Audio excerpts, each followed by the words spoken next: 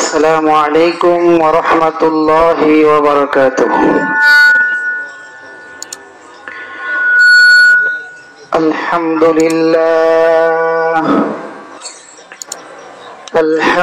لله نحمده ونستعينه ونستغفره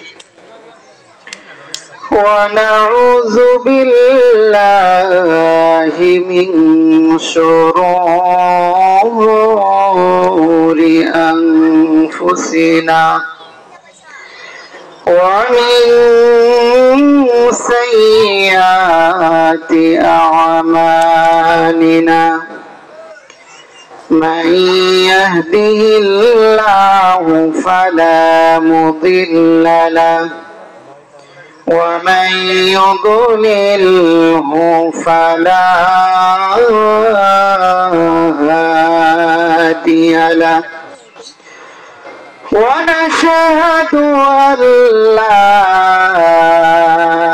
إله إلا الله وحده لا شريك له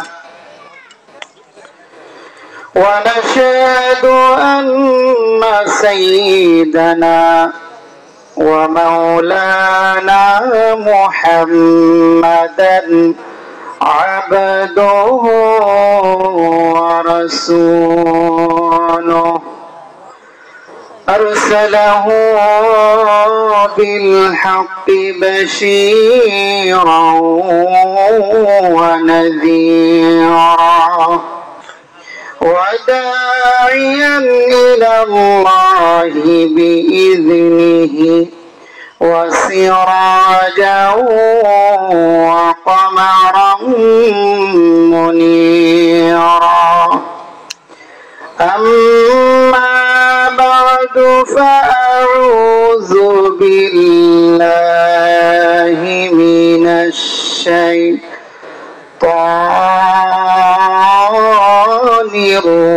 الرجيم بسم الله الرحمن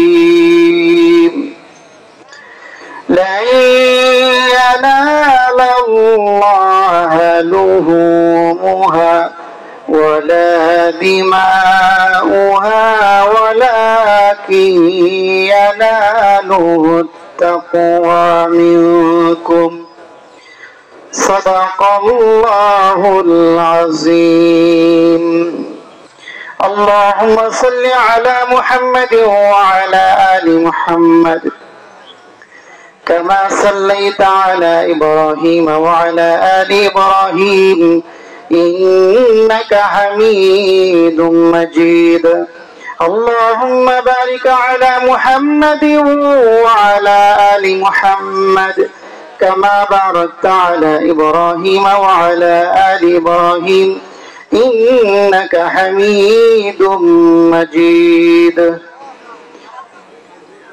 الحمد لله পবিত্র ঈদুল আযহা পবিত্র ঈদুল আযহার নামাজে উপস্থিত আছেন অত্র ঈদগাহ মাঠের সম্মানিত সভাপতি, উপস্থিত আছেন আমাদের সম্মানিত অত্র ঈদগাহ মাঠের সাধারণ সম্পাদক এবং কমিটি বৃন্দ এবং বৃহত্তর চকবন্দি এলাকার সকল স্তরের সম্মানিত মুসল্লিয়ানে কারাম মুরব্বিয়ানে ইজাম।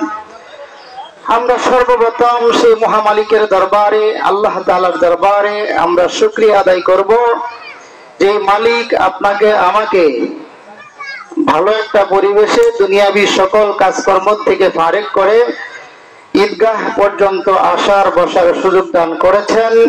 আমরা সেই মালিকের দরবারে সকলে জবান করে শুকরিয়া আদায় করি আলহামদুলিল্লাহ। আজ যে ঈদ, এই ঈদ হচ্ছে কুরবানির ঈদ, আত্মত্যাগের ঈদ।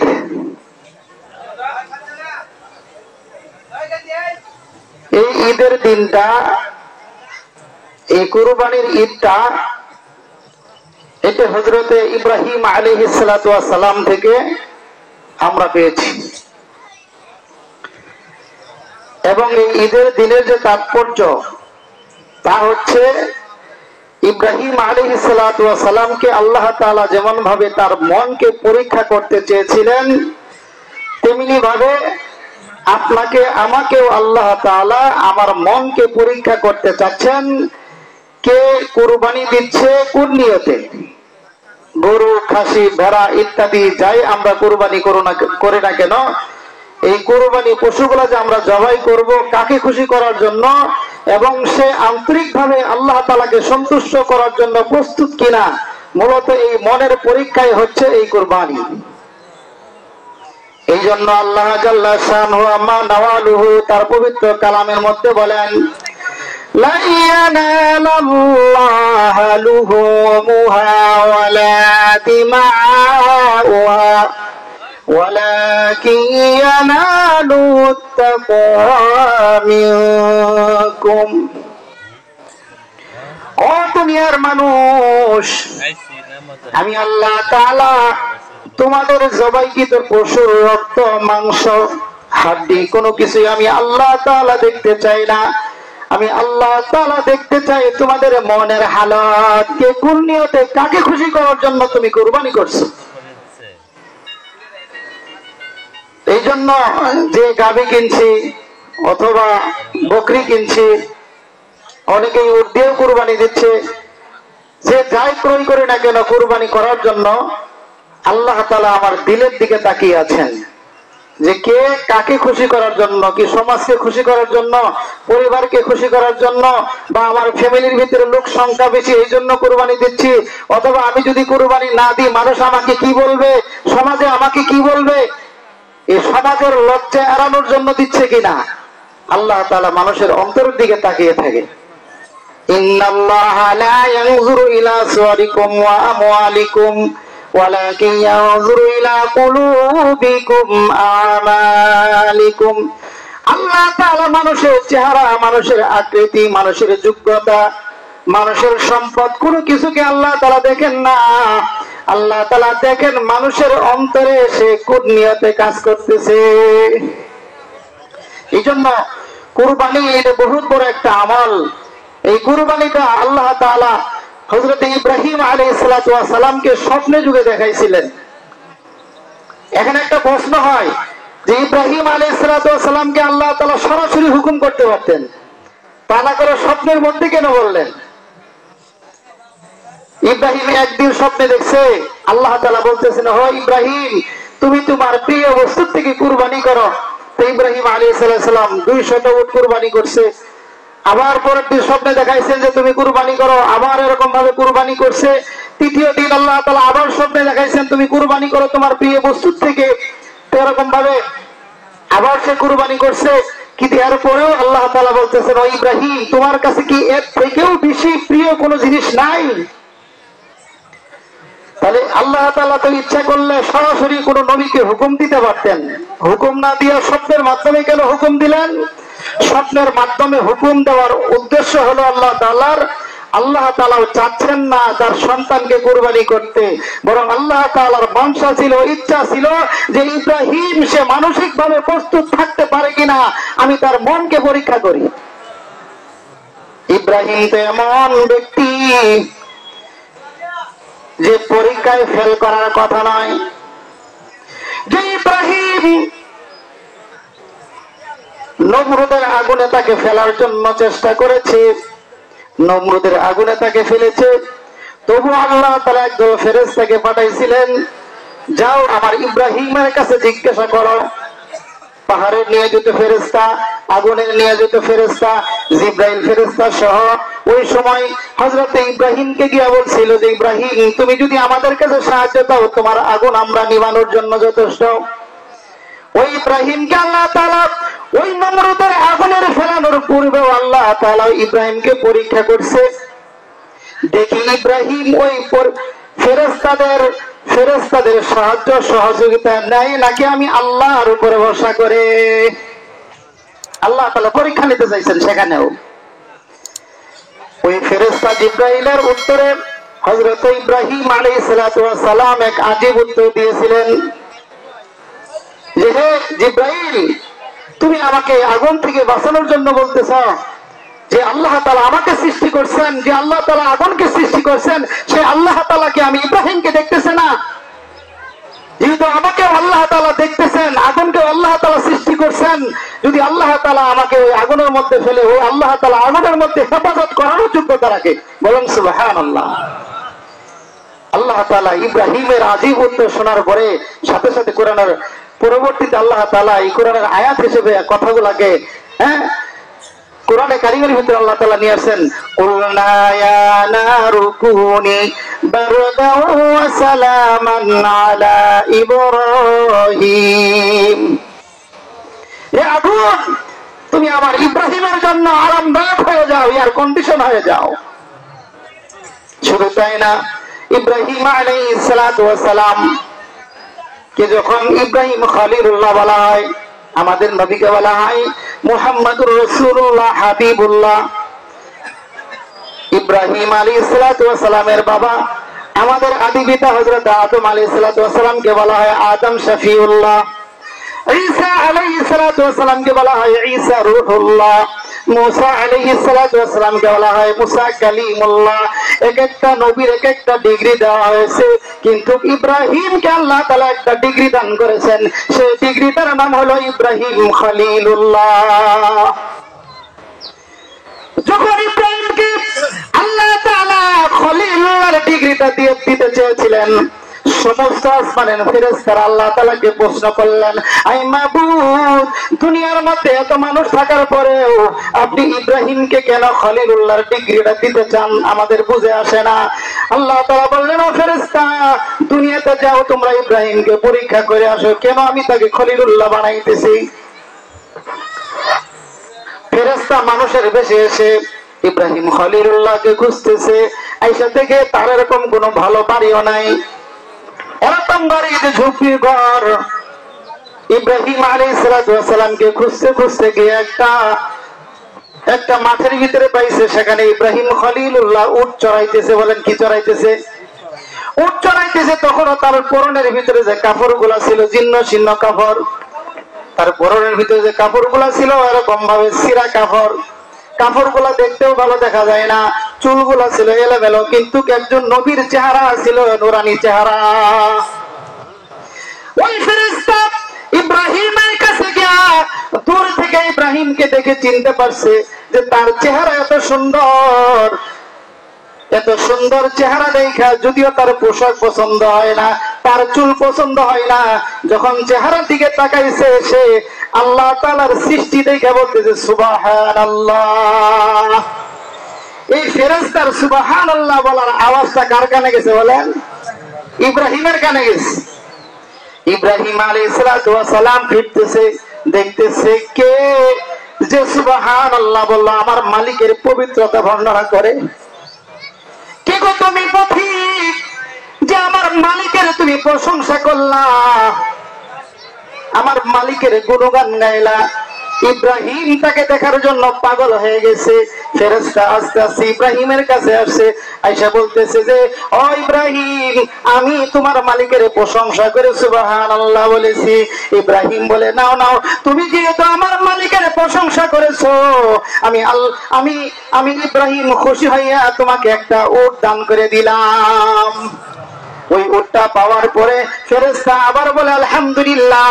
ইব্রাহিম বলে, তুমি আমার মালিকের গুণগান গাইলা, প্রশংসা করলা, যাও তোমাকে আরেকটা উট দিলাম। ফেরেশতা শুধু বলে আলহামদুলিল্লাহ। ইব্রাহিম এক একটা করে উট দিতে থাকে, ফেরেশতা শুধু বলে আলহামদুলিল্লাহ। ইব্রাহিম আলাইহিস সালাতু ওয়াস সালাম এক একটা করে উট দিতে থাকে।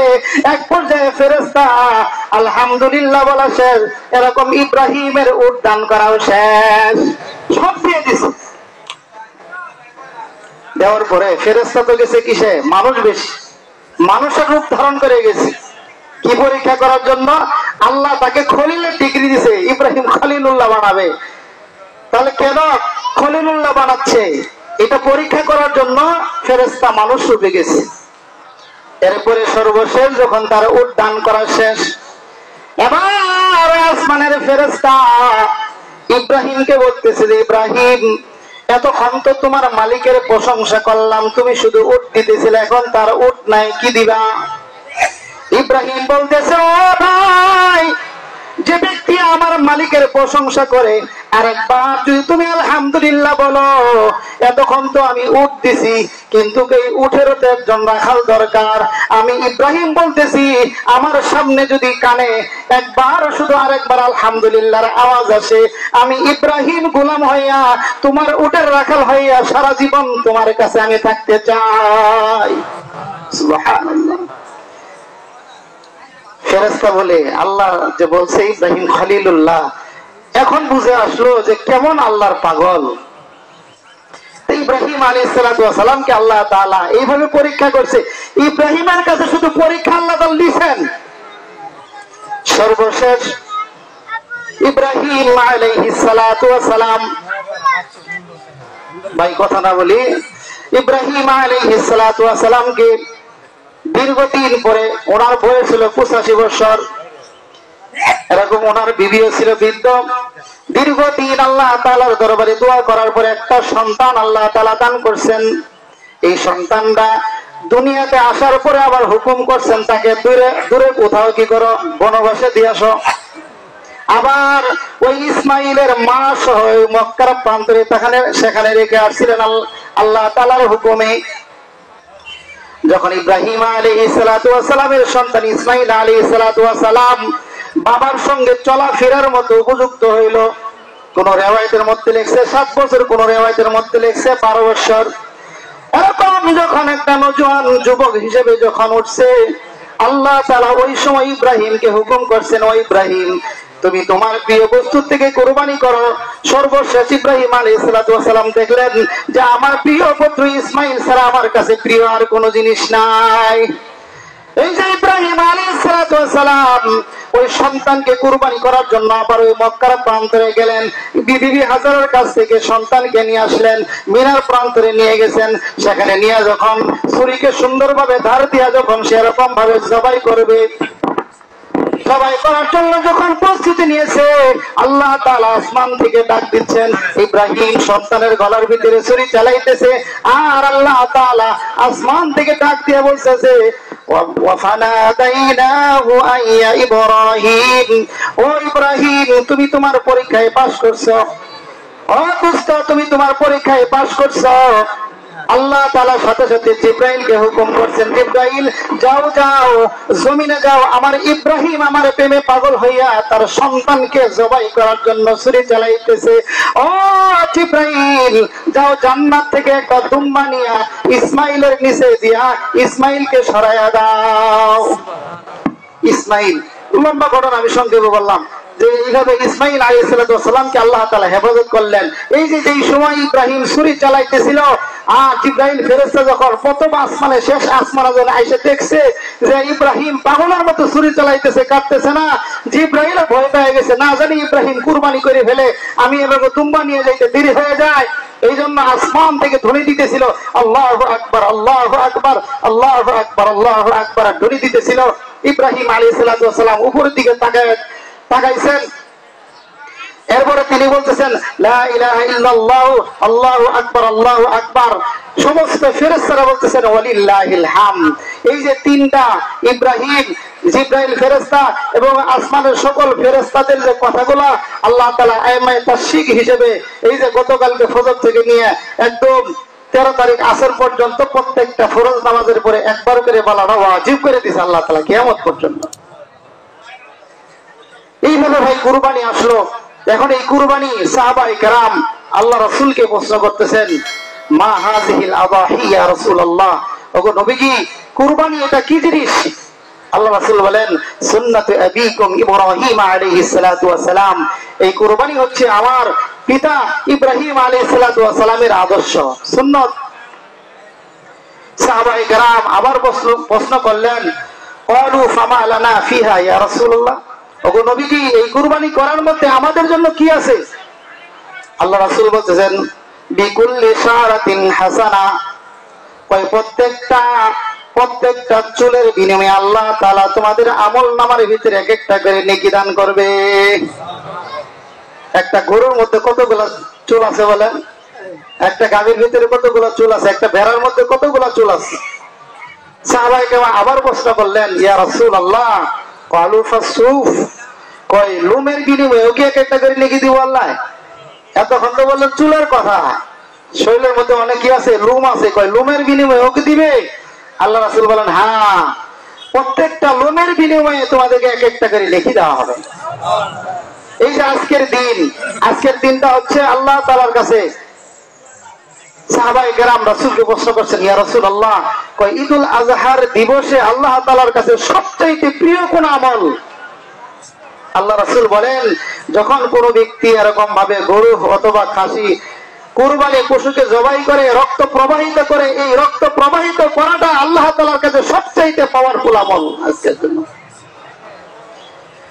এই জন্য যাদেরকে আল্লাহ তাআলা এই কুরবানি করার তৌফিক দিয়েছেন, নিয়ত করেছেন এবং পশু ক্রয় করেছেন, তারা তো ভাগ্যবান।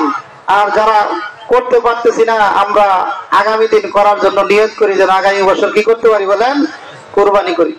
এই জন্য হুজুর পাক সাল্লাল্লাহু আলাইহি সাল্লাম যতদিন মদিনাতে ছিলেন প্রত্যেক বছরই উনি কুরবানি করছেন। এবং সাহাবায়ে কেরামের এমন আমল পাওয়া যায় তারা করজ নিয়েও কুরবানি করছে। কি করছে বলেন?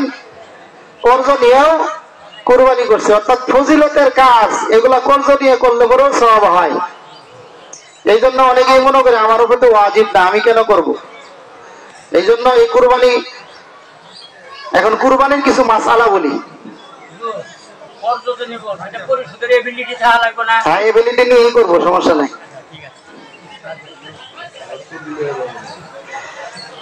এখন আসেন কুরবানি, কুরবানির পশু তো আলহামদুলিল্লাহ ক্রয় করছেনই। মাসআলাতে এগুলো মসজিদে মসজিদে 3 জুমা আলোচনা হয়েছে, ইমাম সাহেবরা করছেন। আর কুরবানির দিনে যে কিছু সমস্যা হয় আমাদের সমাজে, এগুলা একটু আলোচনা করি। যেমন ধরেন কুরবানির পশু ক্রয় করছেন, আজকের থেকে শুরু হয়ে গেছে কি কুরবানির দিন। আজকে 10, 11, 12 তারিখ কি পর্যন্ত? 13 তারিখ আসর মাগরিব পর্যন্ত, বেলা ডুবার আগ পর্যন্ত আপনার কুরবানি করার সময়। এখন ধরেন আপনি একটা গরু কিনছেন কুরবানি করার জন্য, এই 3 দিনের মধ্যে এমন একটা সমস্যা হইলো পারিবারিক ভাবে যে আপনার ময়মনসিংহ হসপিটালে দৌড়ানো লাগতেছে। এই 3 দিন যে গরু কিনছেন, জবাই করার মতো আর কেউ নাই, খোঁজ খবর নেওয়ার মতো কেউ নাই। এখন বলেন তো, এই 3 দিন অতিবাহিত হয়ে গেল, এখন কি করবেন? গরুটা হইতে পারে কি পারে না? এখন কি করবো আমরা? এটার মাসআলা হলো যে ওই গরুটা জবাই করে সদকা করে দিতে হবে। কি করতে হবে? জবাই করে সদকা করে দিতে হবে। কারণ সময় ওভার হয়ে গেলে তো আর কি হবে না? কুরবানি হবে না। তখন ওই গরুটা জবাই করে সদকা করে দিবেন। সদকা করার পরে আবার দেখতে হবে গরুটা জবাই করার পরে, যেহেতু সময় ওভার হয়ে গেছে, যে এই যে জবাই করলেন, জবাই করার পরে গোশত মাপ দিতে হবে। কি দিতে হবে? গোশত মাপ দিবেন। গোশত মাপ দেওয়ার পরে যদি দেখেন যে 1 লাখ টাকা দিয়ে গরু কিনছি, বর্তমানে গোশতের বাজার মূল্য কত? 750 টাকা। 750 টাকা করে দেখেন আপনার গরুর 1 লক্ষ টাকার গোশত হয় কিনা। যদি 1 লক্ষ টাকার গোশত না হয়, 90,000 টাকার গোশত হয়, তখন আরো 10,000 টাকা অতিরিক্ত আপনাকে এই গোশতের সাথে সদকা করে দিতে হবে। ভাই কথাটা বুঝছেন? ঈদের 3 দিন অতিবাহিত হয়ে গেছে, পশু জবাই করতে পারেন নাই। এখন 3 দিন পরে গিয়ে জবাই করছেন, গোশত কি করতে হবে? সদকা করে দিতে হবে।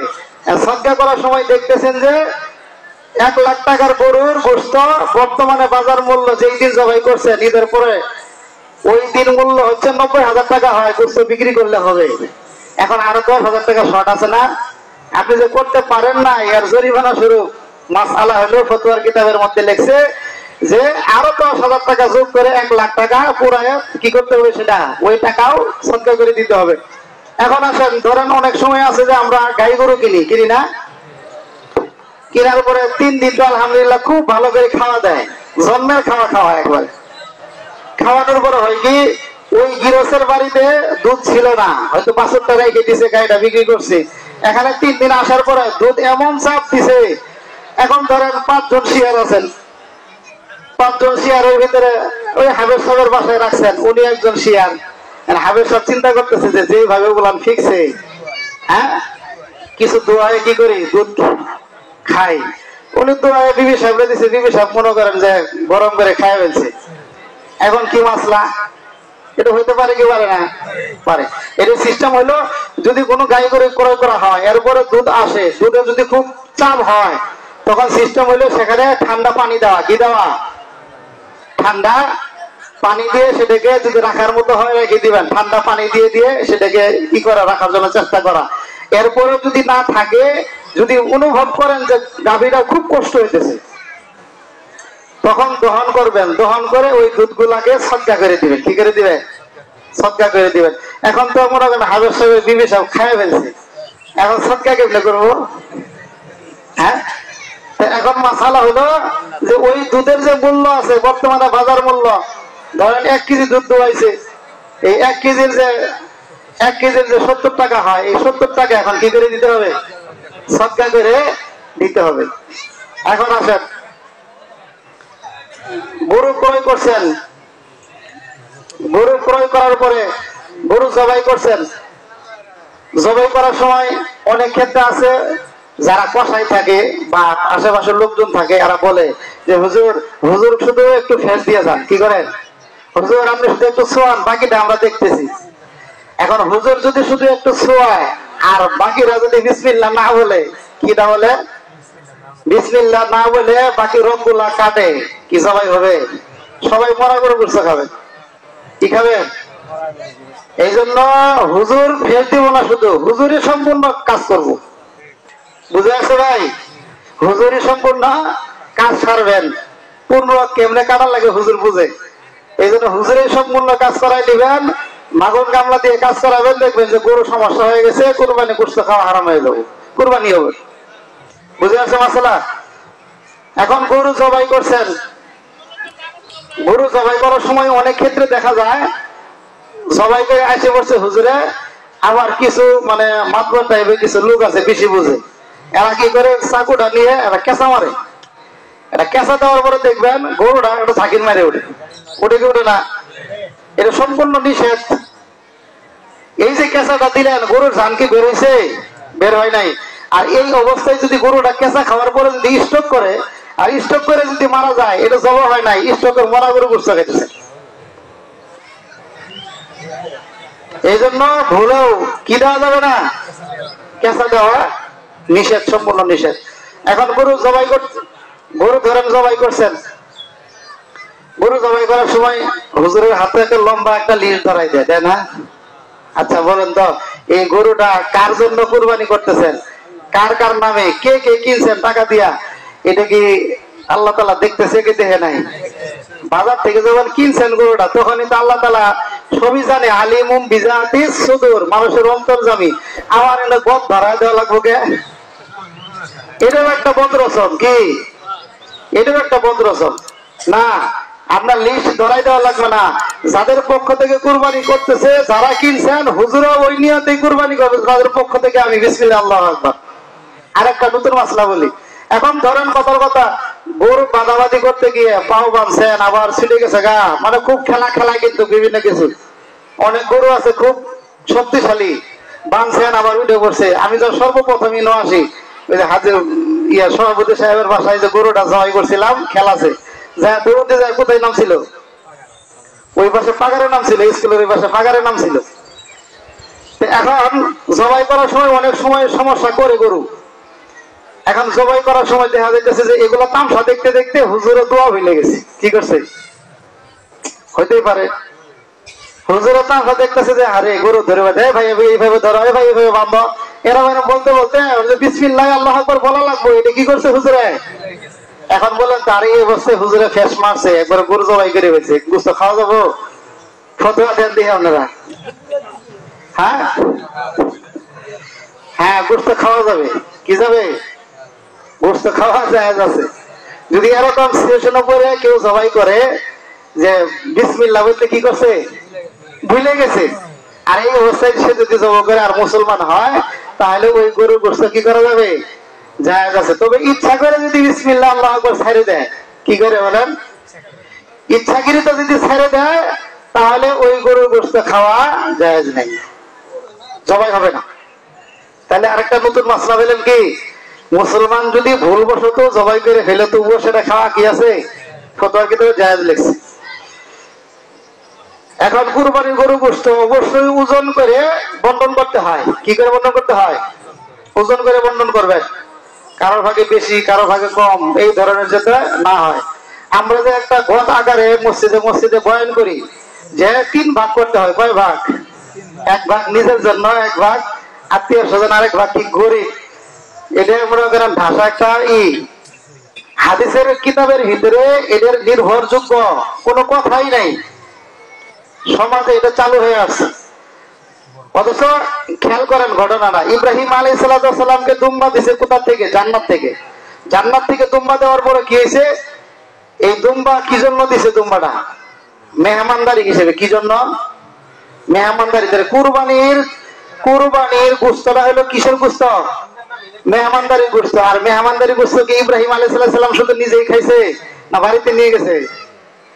এই জন্য সপ্তমকার লোকই কুরবানির গোশত কি করতে পারে? খাইতে পারে।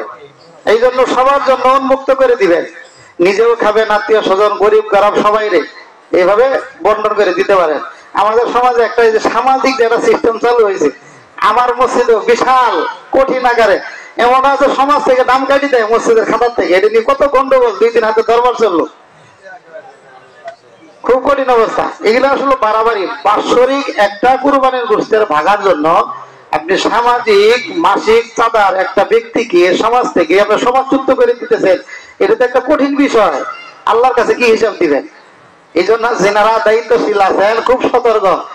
কেউ যদি দিতে না চায় বা অন্য জায়গায় দেয়, মাঝে মাঝে এখানেও দিল, মাঝে মাঝে গ্রামে দিল, বা যেখানে দিলে মুনাসিব মনে করে, টাউনে তো মনে করেন প্রত্যেকটা বাসায় পরে কুরবানি হয়, তো ওদের একটা আশা থাকে যে গ্রামে অসংখ্য গরিব বেড়াত থাকে, এখানে এসে একটু কুরবানি দিবে। এটা তো আরো ভালো জিনিস। এদেরকে আরো সাধুবাদ জানানো না বাদ দিয়া সমাজ থেকে বয়কট করার কি করে প্ল্যান করা হয়। এটা বহুত বড় একটা নিন্দনীয় বিষয় শরীয়তের দৃষ্টিতে। আমরা এগুলোর থেকে ইনশাল্লাহ কি থাকবো ভাই, বেঁচে থাকার চেষ্টা করবো। জবাই করার পরে অনেক ক্ষেত্রে দেখা যায় চামড়া ছিলার সময় গরুটা ঠান্ডা হয় নাই, জান বেরি হয় নাই, শুরু করে দিছে পা থেকে চামড়া ছিলা। এটাই বহুত বড় জুলুম। একটা পশুর, একটা প্রাণীর জান যে পর্যন্ত বের না হয়েছে এই পর্যন্ত তার চামড়া ছিলা যাবে না, সম্পূর্ণ নিষেধ। এখন গরু ক্রয় করে আনছেন, আনার পরে জবাই করার আগে দেখা যেতেছে এক জায়গায় গোতা মারছে, ও আলের সাথে গোসা মারে মনে করেন শিংটা একটু মূল থেকে ভেঙে গেছে। একটা হলো শিং অর্ধেক ভাঙছে, বা অর্ধেকের কম, তাহলে তো কুরবানি জায়েজ আছে। এখন এমন ভাবে ভাঙছে মূল থেকে ভেঙে গেছে। আচ্ছা দিতেছি 1 মিনিট। মূল থেকে ভেঙে গেছে, তখন কি এই যদি মস্তিষ্কের ভিতরে আর মাথার মগজের ভিতরে যদি আঘাত হানে তখন এই পশুর দ্বারা কুরবানি করা যাবে না। কুরবানি পশু ক্রয় করে আনছেন, খুব দেখছেন, বালামতলি দেখছেন, বাড়িতে আসার পরে দেখতেছেন আরে লেজ তো অর্ধেকই নাই। কি নাই? লেজ অর্ধেকই নাই। কুরবানি হবে? কুরবানি হবো না, কুরবানি হবে না। পশু ক্রয় করার সময় দেখতে হয় যে পশুটা কানা কিনা, হাত দিয়ে দেখতে হয় যে দেখে কিনা, ভয় পায় কিনা। যদি একটা পশু যদি সম্পূর্ণ চোখে মনে করেন কিনা দেখে না, অন্ধ, এরকম অন্ধ পশুর দ্বারা কুরবানি ব্যবস্থা হবে না। এরকম পশু কিনে নিয়ে আইছেন, মনে করেন 1 পা সম্পূর্ণই অচল, কি 1 পা সম্পূর্ণই অচল, এরকম খুরা পশুর দ্বারা কুরবানি ব্যবস্থা হবে না। অনেক মাসালা আছে, এগুলো হয়তো মসজিদে শুনছেন। আজকে যেহেতু সময় কম, কোরবানির অনেক কাজ আছে, যে সমস্ত মাসালা গুলো বললাম, আল্লাহ তাআলা আমাকে এবং আমাদের সকলকে এই মাসালা অনুযায়ী যাতে কোরবানির সমস্ত কাজগুলোকে আমাদেরকে করার মতো আল্লাহ তাআলা তৌফিক দান করে। নিত্য নতুন ইসলামিক ভিডিও পেতে আমাদের চ্যানেলটি সাবস্ক্রাইব করে বেল আইকনটি বাজিয়ে রাখুন।